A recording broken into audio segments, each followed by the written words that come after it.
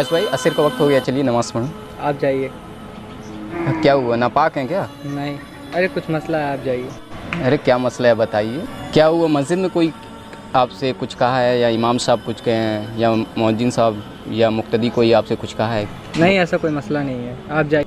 क्या मसला है बताइए। अगर मेरे बताने से आपका मसला हल हो जाएगा तो अच्छी बात है। मैं अपने इल्म के हिसाब से इंशाल्लाह जितना हो सकेगा मैं बता दूंगा, और नहीं होगा तो इमाम साहब से पूछ लिया जाएगा। फिर अरे सद्दाम भाई क्या बताऊँ, नमाज़ पढ़ने में गंदा गंदा ख्याल आ रहा है। ये सब ख्याल आता है तो मुझे लगता है मैं नापाक हो जाता हूँ, इसी वजह से मैं नमाज़ पढ़ने नहीं जा रहा। अच्छा वैस भाई, आपके साथ भी ऐसा होता है? मेरे साथ भी ऐसा ही ख्याल हमेशा आता रहता है, लेकिन मैं तभी नमाज़ पढ़ता रहता हूँ।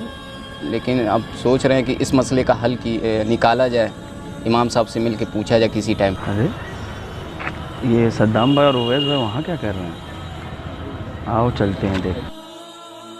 अस्सलाम वालेकुम। अरे हज़रत वालेकुम सलाम। खैरियत से हैं? अल्हम्दुलिल्लाह। क्या आप लोग यहाँ क्या कर रहे हैं भाई? मैं आ रहा था नमाज़ पढ़ाने, अब आप लोग यहाँ पर हैं।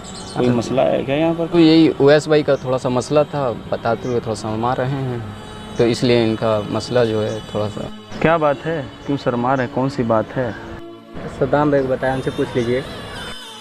क्या बात है सद्दाम भाई, नीक बात आप ही बता। तो हज़रत इनका मसला ये है कि ये नमाज जब पढ़ते हैं तो इनके जहन में गंदे गंदे इनको ख्याल आते हैं, जिनकी वजह से इनको लगता है कि ये नापाक भी हो जाते हैं, और जिसकी वजह से ज़ोहर की नमाज़ भी नहीं पढ़े हैं। अच्छा, तो ये मसला है? जी हज़रत, और इनके साथ तो है हमारे भी जहन में कभी कभी आ ही जाता है थोड़ा बहुत। देखिए उवैस भाई, जैसा कि अगर आप नमाज़ पढ़ने आए हैं तो सबसे पहले ये है कि आप सोचना बंद कर दें नमाज के अंदर, और मोबाइल चलाते हैं उसका इस्तेमाल भी कम कर लें, या तो नात वगैरह सुना करें, तकरीर सुना करें, मौत के तकरीर सुना करें, क़ब्र के अज़ाब को सुना करें।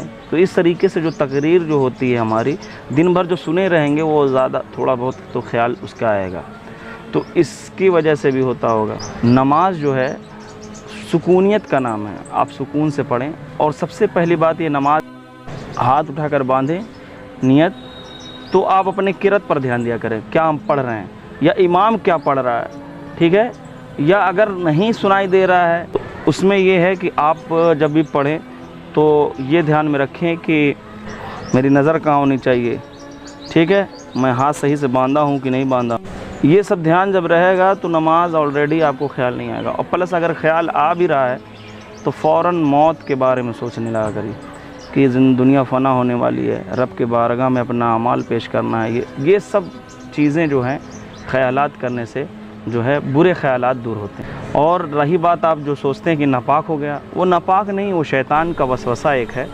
अगर आपको ऐसा लगता है कि मैं नापाक हो गया तो वो उसको मज़ी बोलते हैं, ठीक है। मज़ी से इंसान जो है उसका वज़ू टूटता है, वज़ू टूटता है। उलमा फरमाते हैं कि ज़्यादा अगर आपको शैतान वसवसा डाल रहा है तो उस पर पानी मार लें और फिर से वज़ू कर अपना जो है नमाज़ पढ़ें। इसी में आप अभी नापाक नहीं हुए तो उसको जो है मज़ी बोलते हैं, और नमाज आप पढ़ें, कोई दिक्कत नहीं, ठीक है। और ऐसा जब भी ख्याल आए तो अपने वालिदैन के बारे में, अपने ही बारे में, और अपने मौत के बारे में, अपने अमाल के बारे में सोचा करें, कितने गुनाह मैंने किए हैं। और इस तरीके से नमाज आपकी अच्छे तरीके से हो भी जाएगी, और आपका जो शैतानी वसवसा है वो दूर हो जाए। शैतान के वसवसे से जो नमाज लोग छोड़ देते हैं उनकी गलतफहमी है। शैतान तो चाहता ही है कि मैं नमाज से लोगों को दूर कर दूँ, तो आपको ख्याल शैतान दिया और आपने नमाज छोड़ी, तो इस तरीके से आपको नहीं करना है। अगर आपने ज़ोहर की नहीं पढ़ी है तो ज़ोहर कज़ा करिए, तौबा करिए। तो इस तरीके से नमाज आप पढ़ेंगे, आप अपने नमाज को बचाइए, शैतान के वसवसे से बचिए, और जैसे मैंने कहा वैसे करिए। इमाम साहब जैसा बताया आप वैसे ही मैं करूँगा। चलिए ठीक है, अस्सलाम वालेकुम। ठीक है, चलिए असर का टाइम हो गया, नमाज़ पढ़िए।